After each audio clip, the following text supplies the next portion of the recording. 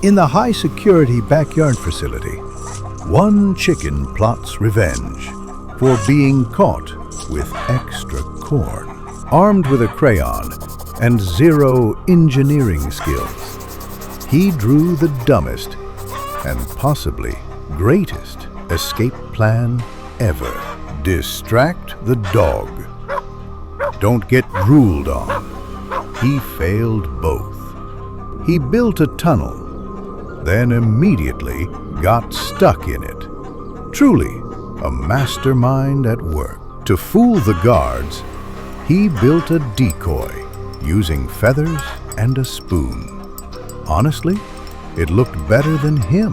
One sneeze, one glitter trap, one chicken who really should have stayed in bed. He soared like a hero and landed like a soggy croissant. The gate was open the whole time. His sibling brought snacks.